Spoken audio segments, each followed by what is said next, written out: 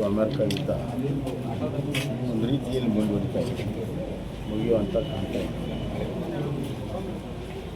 ಮತ್ತು ಇನ್ನೊಂದು ಕಡೆ ಯುಕ್ರೇನ್ ರಷ್ಯಾ ಕೂಡ ಮುಂದುವರೆದಿದೆ. ಯುಕ್ರೇನ್ ರಷ್ಯಾ ಆದಾಗಲೇ ನಮಗೆ ಭಾಳಷ್ಟು ಸಮಸ್ಯೆ ಆಗಿತ್ತು. ವಿಶೇಷವಾಗಿ ನಮ್ಮ ರಸಗೊಬ್ಬರದ ರಾ ಮಟೀರಿಯಲ್ ಫಾಸ್ಫರಸ್ ಅದೆಲ್ಲ ಯುಕ್ರೇನಿಂದ ಬರ್ತಾಯಿತ್ತು, ತೊಂದರೆ ಆಗಿದೆ. ಅದು ಹೆಂಗೋ ಮಾಡಿ ನಿಭಾಯಿಸಿದೆ. ಈಗ ಪೆಟ್ರೋಲ್, ಡೀಸೆಲ್ಲು, ಆಯಿಲು, ಗ್ಯಾಸ್ ಇವೆಲ್ಲವನ್ನು ನಾವು ಮಿಡ್ಲ್ ಈಸ್ಟು ಮತ್ತು ಇರಾನ್ ಆ ಭಾಗದಲ್ಲೇ ನಾವು ಅವಲಂಬಿತವಾಗಿದ್ದೇವೆ. ಶೇಕಡ 80-85ರಷ್ಟು ನಮ್ಮ ದೇಶದ ಆಯಿಲ್, ಗ್ಯಾಸ್, ಪೆಟ್ರೋಲಿಯಂ ಎಲ್ಲವೂ ಕೂಡ ಅವಲಂಬಿತವಾಗಿರುವಂಥದ್ದು ಈ ಪ್ರದೇಶದಲ್ಲಿ. ಇಷ್ಟು ದಿವಸ ನರೇಂದ್ರ ಮೋದಿಯವರು ತಮ್ಮ ಅಂತಾರಾಷ್ಟ್ರೀಯ ಮಟ್ಟದ ಒಂದು ವ್ಯಕ್ತಿತ್ವದ ಬಳಕೆ ಮಾಡಿ ಯಾವುದೇ ರೀತಿ ಡೀಸೆಲ್, ಪೆಟ್ರೋಲ್ ಒಂದು 2 ತಿಂಗಳ ಹೆಚ್ಚಿಗೆ ಆಗದಿರುವಂಥದ್ದು ನೋಡ್ಕೊಂಡಿದ್ದಾರೆ. ಅದರ ಜೊತೆಗೆ ನಮ್ಮ ಆಯಿಲ್ ಕಂಪ್ನಿಗಳು ಕೂಡ ಸಾಕಷ್ಟು ಲಾಸಲ್ಲಿ ಮಾಡಿ ಜನರಿಗೆ ಕೊಟ್ಟಿದ್ದೀವಿ. ಯುದ್ಧ ಇಷ್ಟೊಳಗೆ ಮುಗಿದಿದೆ ಅನ್ನುವಂಥ ನಿರೀಕ್ಷೆ ನಮಗೆಲ್ಲ ಇತ್ತು. ಅದಾಗದ ಕಾರಣದಿಂದ ಬರುವಂಥ ದಿನಗಳಲ್ಲಿ ಸಂಕಷ್ಟ ಬರುವಂಥದ್ದು ನಮಗೆಲ್ಲ ಗೊತ್ತಿರುವಂಥ ವಿಚಾರ. ಇದು ಬರೀ ನಮ್ಮ ಭಾರತ ದೇಶಕ್ಕಲ್ಲ, ಅಂತಾರಾಷ್ಟ್ರೀಯ ಮಟ್ಟದ ಎಲ್ಲ ದೇಶಗಳಲ್ಲಾಗಿದೆ. ಈಗಾಗಲೇ ಎಲ್ಲ ದೇಶಗಳಲ್ಲಿ 8 ಪಟ್ಟು, 10 ಪಟ್ಟು, 20 ಪಟ್ಟು ದರಗಳಿದೆ, ಇನ್ಕ್ಲೂಡಿಂಗ್ ಅಮೇರಿಕಾದಲ್ಲೂ ಕೂಡ ಗ್ಯಾಸು ಎಲ್ಲವೂ ಕೂಡ ಹೆಚ್ಚಾಗಿದೆ. ಮತ್ತು ನಮ್ಮ ಸುತ್ತಿರುವಂಥ ದೇಶ, ಅದು ಶ್ರೀಲಂಕಾ ಇರ್ಬೋದು, ಮಯನ್ಮಾರ್ ಇರ್ಬೋದು, ಪಾಕಿಸ್ತಾನ ಇರ್ಬೋದು, ಆ ಕಡೆ ಸಿಂಗಪೂರ್ ಇರ್ಬೋದು, ಮಲೇಷ್ಯಾ ಇರ್ಬೋದು, ಈ ಭಾಗದಲ್ಲಿ ಎಲ್ಲವೂ ಕೂಡ ರೇಟ್ ಹೆಚ್ಚಾಗಿದೆ. ಯುರೋಪಿಯನ್ ರಾಷ್ಟ್ರದಲ್ಲೂ ಕೂಡ ಹೆಚ್ಚಾಗಿದೆ. ಏನಾದರೂ ಹೆಚ್ಚಾಗದೇ ಇರುವಂಥ ದೇಶ ಹೋಗಿದ್ದರೆ ಅದು ಭಾರತ ದೇಶ. ಆದರೆ ಮುಂದೆ ಸಂಕಷ್ಟ ಆಗೋ ಕಾರಣದಿಂದ ಮುಂಜಾಗ್ರತೆ ಕ್ರಮವಾಗಿ ನಮ್ಮ ಬಳಕೆಯಲ್ಲಿ ನಾವು ಮಿತವ್ಯಯನ್ನು ಮಾಡಿದರೆ ನಮ್ಮ ಮೇಲೆ ಬರುವಂಥ ದೊಡ್ಡ ಭಾರ, ಆ ಭಾರ ಮತ್ತು ಹಣದುಬ್ಬರವನ್ನು ನಾವು ನಿಲ್ಲಿಸ್ಬೋದು ಅಂತಂದು 4-5 ವಿಚಾರವನ್ನು ನಾವು ಹೇಳಿದ್ದೇವೆ. ಅವೆಲ್ಲವೂ ಕೂಡ ಸುಲಭವಾಗಿ ಮಾಡುವಂಥದ್ದು. ಬಂಗಾರ ಖರೀದಿ ಮಾಡಬೇಡ್ರಿ ಅನ್ನುವಂಥದ್ದು. ಶ್ರೀಮಂತರು ಇರ್ಬೋದು, ಯಾರೇ ಇರ್ಬೋದು, ಅದೇ ಅತಿ ಹೆಚ್ಚು ಖರೀದಿ ಮಾಡಿದ್ರೆ ಶ್ರೀಮಂತರು.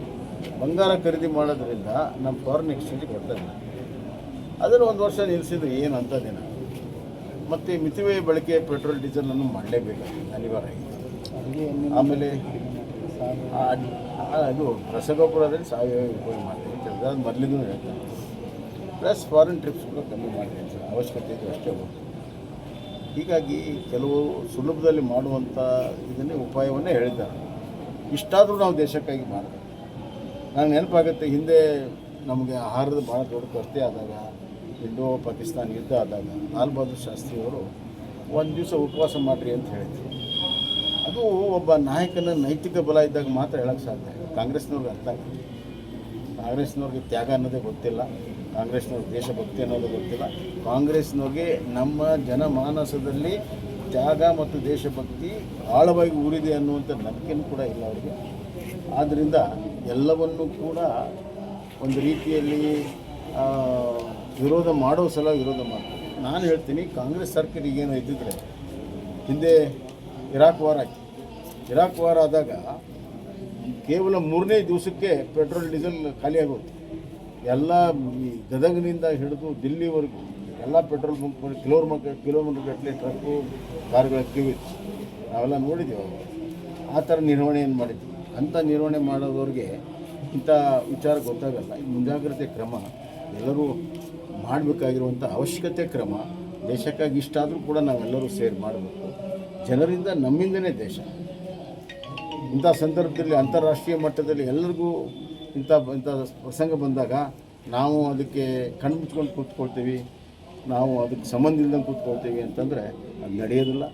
ಅದು ವಾಸ್ತವಿಕಾಂಶದಿಂದ ದೂರ ಇರೋದು ಸರಿಯಲ್ಲ. ಒಬ್ಬ ನಾಯಕನಾಗಿ ಆ ಒಂದು ವಿಚಾರವನ್ನು ಜನರ ಮುಂದೆ ಹಂಚ್ಕೊಂಡಿದ್ದಾರೆ.